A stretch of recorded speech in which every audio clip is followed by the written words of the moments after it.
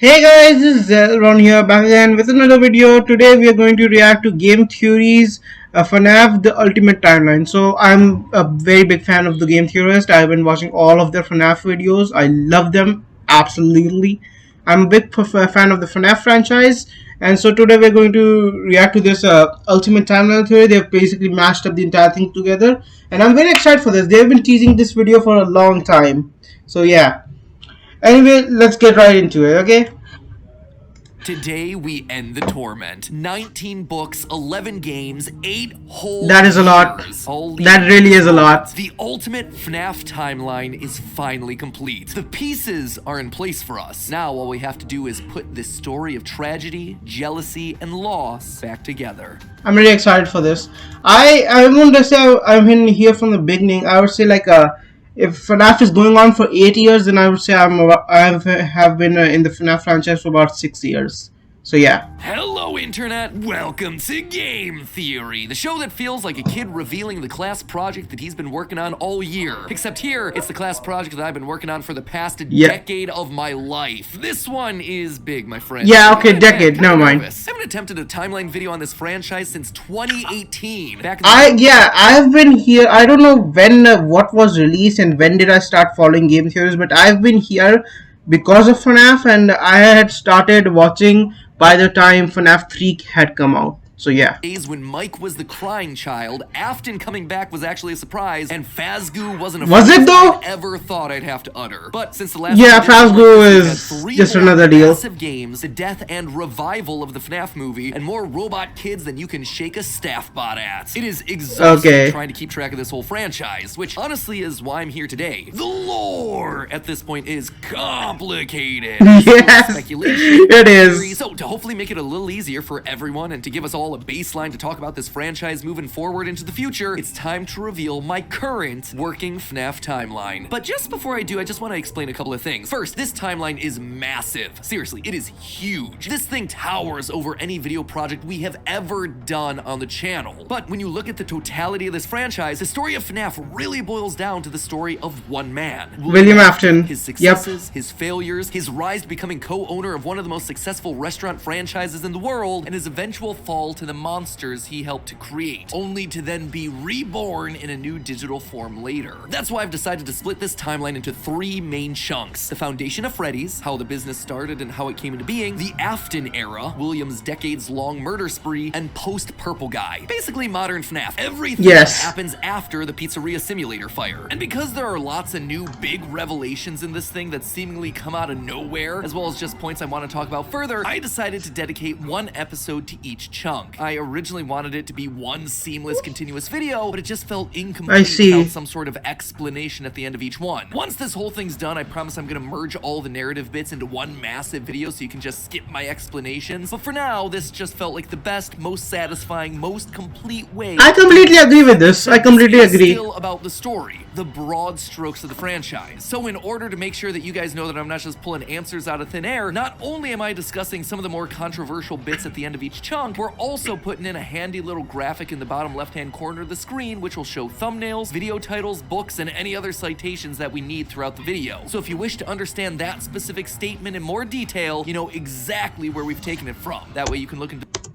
I love MacPa's dedication to FNAF to the point of pointing these things out, of scheming through everything FNAF has ever made. I mean, props to this guy. He's just amazing. Details for yourself. So I would never be able to do this. Popcorn or your pitchforks if you're the type to get upset when I say something controversial, and make sure that you subscribe, since this is going to be a video that you're going to want to come back to a few times in order to fully dissect. Without any more waiting, I present to you the story of a loving, obsessive father who slowly descended into madness, and along the way discovered the secret to eternal life.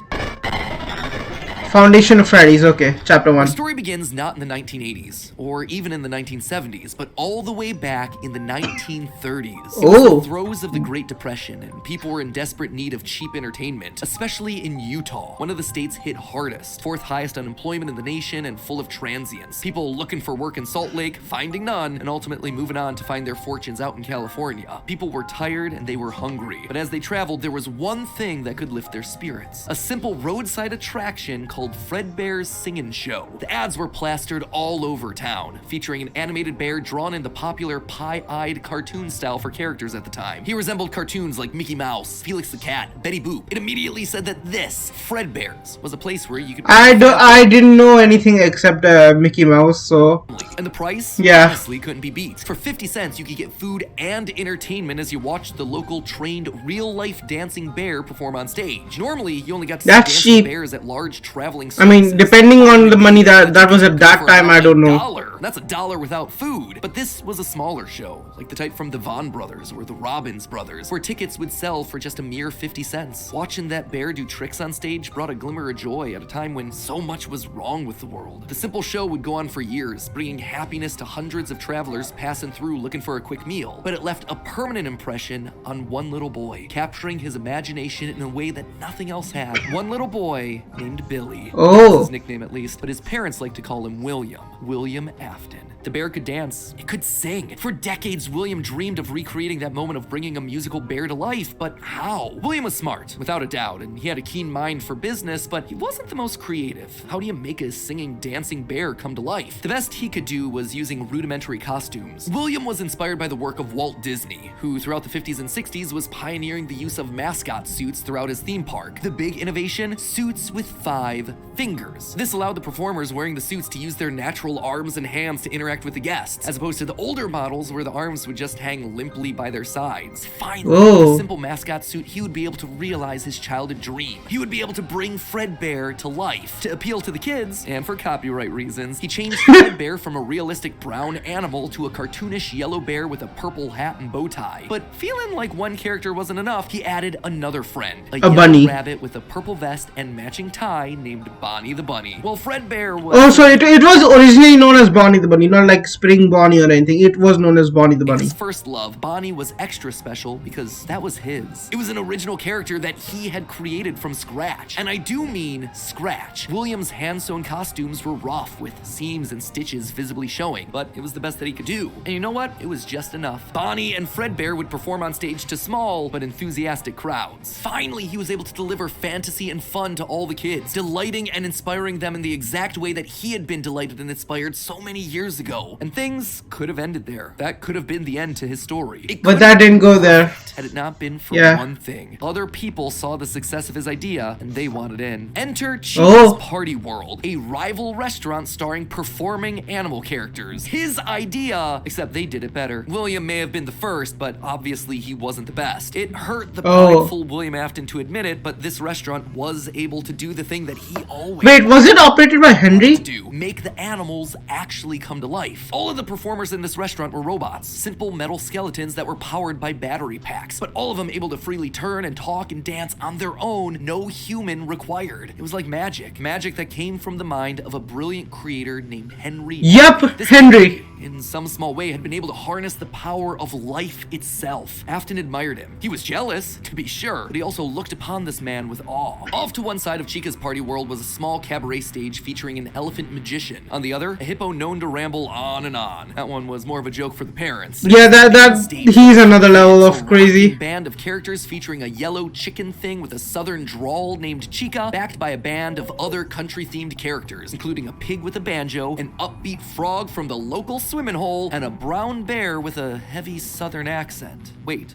a bear? But bears were his animals, not a cow or a horse, something to fit the country theme a bit better. Why'd it have to be a bear? And adding insult to injury, they had the nerve to call this thing Ned Bear, a direct copy of his own Fredbear. Whoops, that's gonna leave a mark. No, that is not okay. Afton's jealous admiration turned to hardened bitterness, a bitterness that would only grow over the next couple of years as families continued to choose Chica's Party World over Fredbear's. William just couldn't compete with the appeal of the robots. Eventually, his restaurant would go bankrupt, only to get bailed out by, of course, Henry Emily. Another insult, another humiliation that William wouldn't soon forget. 1970. Yeah, I mean, anyone would be pissed off. Even if you help them, they would still like you're pity. They would be still thinking like you're being pitied, and then they would make be angry even Despite more. being bitter, Afton couldn't deny that what came next was a period of massive success and expansion. With the two franchises now merged into one, it was the best of both worlds. Afton's ideas with Henry's robotic expertise. The two men decided to launch under a new name, Fredbear's Family Diner, a pizza chain that would eventually come to feature a mix of humans in performing suits as well as on-stage animatronics. They decided to stick with Fredbear as the headliner, considering the yellow bear was easily identifiable as a brand and because he was the original performing animal mascot.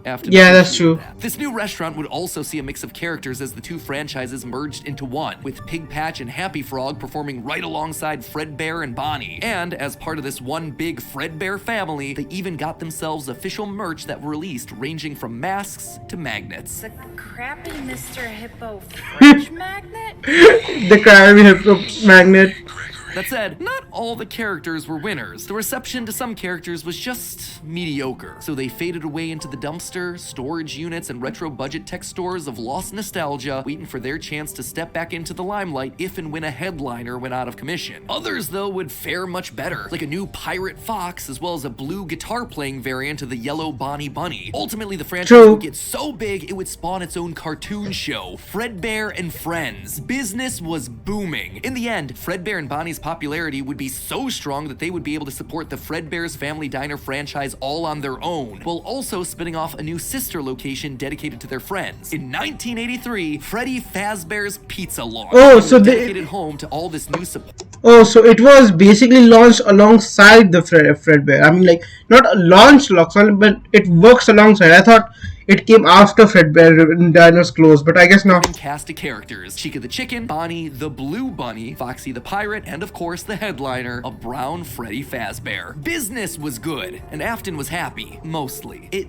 did bother him that the one original character that he created, the one that he himself played, Golden Bonnie, got passed over for inclusion in that cartoon show. The only character in the roster of regulars to get ignored for the show, but other than that, things were going smoothly. He had himself a wife, 2 sons, a daughter, he had a thriving business, and I would love to know more about Mrs. Afton, please. best of all, he was able to learn the craft of robotics from the man that he both loved and hated, Henry. Together, they were constantly pushing the limits of what these characters could do. Because it was quick and easy, new characters introduced into the roster would be given a simple hand-sewn suit with 5 fingers that any performer could wear. Eventually, Henry would design Hold on. This a hand-sewn suit with 5 and this looks creepy as heck. I mean, like, even with Bonnie, if we get rid of Bonnie and just do this looks creepy. Straight up look creepy. Even more than Glitch Trap.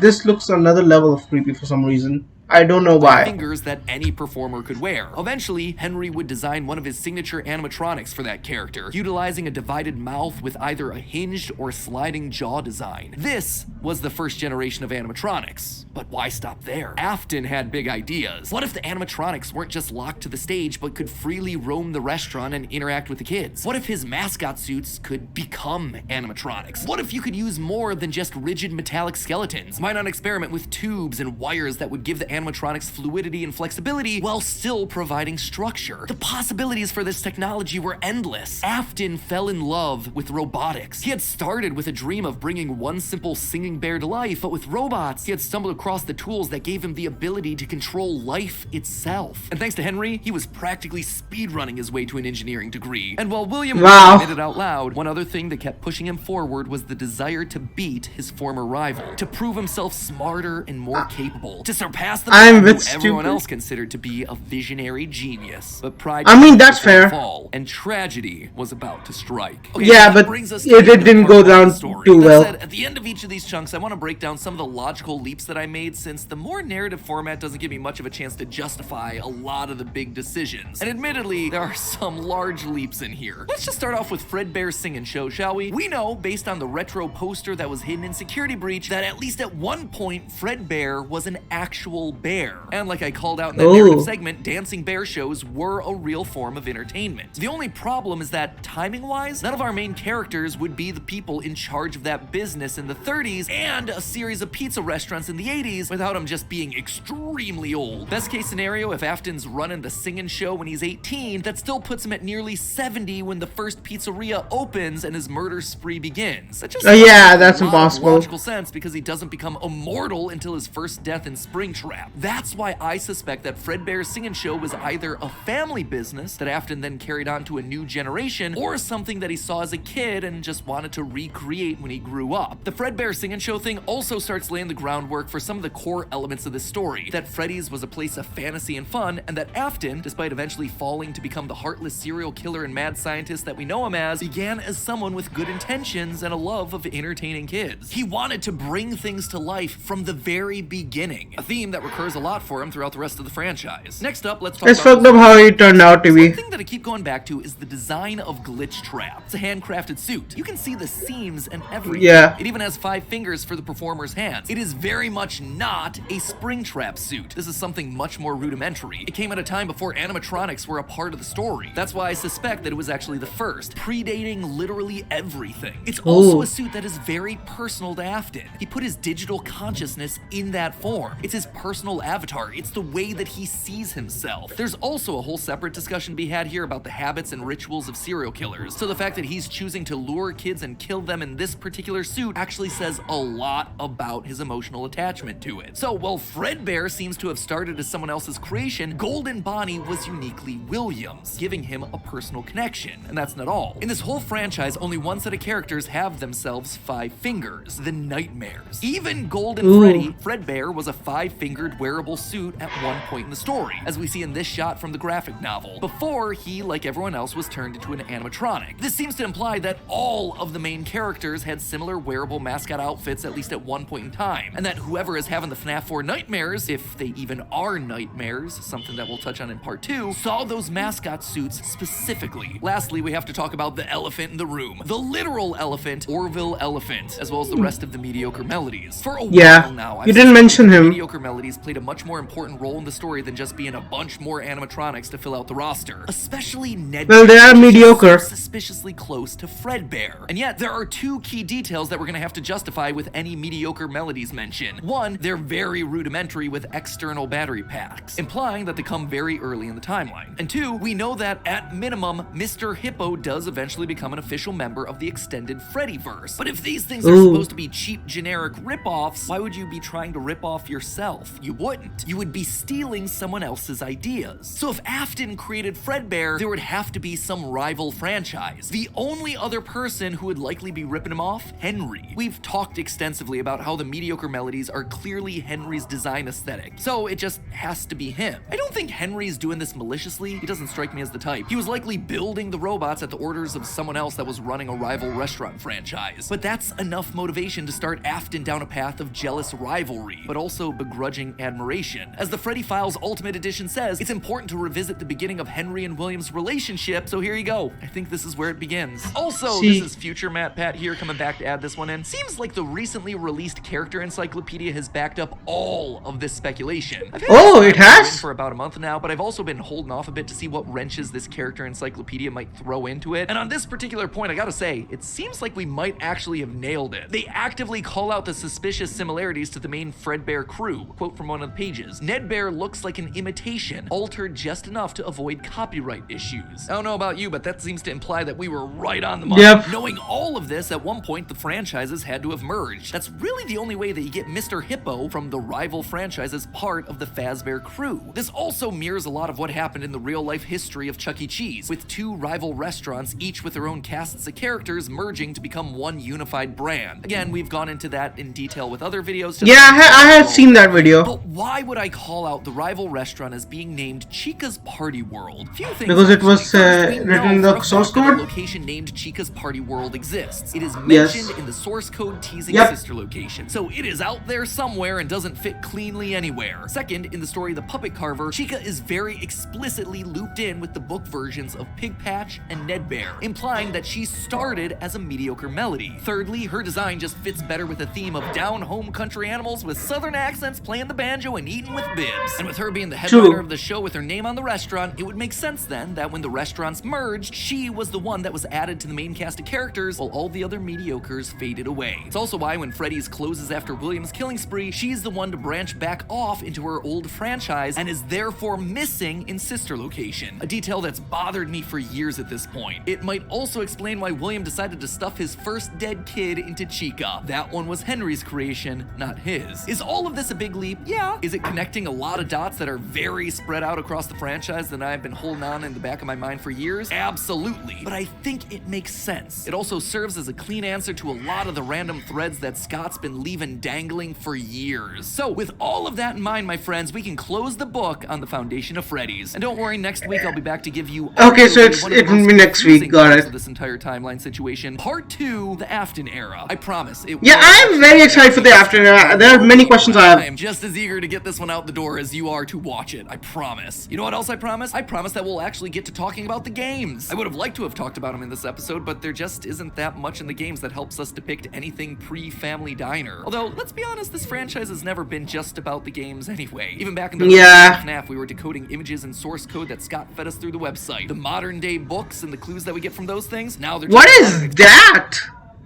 I haven't read that one yet. extensions of that. All of But then again, I haven't read that many is books. crucial I've to only played understanding the games. franchise and its lore. Unless, of course, Steel Wool finally gets around to making that Fredbear's Family Diner game they want to make so badly. I've always would love to do is get kind of back to. I have no clue if we'll ever be able to do this, but getting back to kind of like the origin of like Fazbear Entertainment or the origin of Oh. Freddy Fazbear. But in the meantime, while we wait for that inevitably cryptic game, I hope that this start to the timeline helps to fill in some of those gaps. I'm excited to share part 2 with you next week. If you haven't subscribed and rang the bell, make sure you do it now so you're notified when that part drops. I cannot wait to see your thoughts down in the comments below. And as always, I remind you, it's all just a theory. Again, theory. Easy on me. Tried my best. You know, you did amazing, Matt Pat. I have to say, he did pretty good explain. I mean, he explained like a Afton era, like a foundation of Freddy's. It's pretty hard to understand because there's not much in the game. So the only way to do that is to look through books and guides and other shit Steel Wool has given us. But anyway, I have to say, this guy compiled everything and created a story that's actually pretty fascinating. And I'm actually very looking forward to the next week video.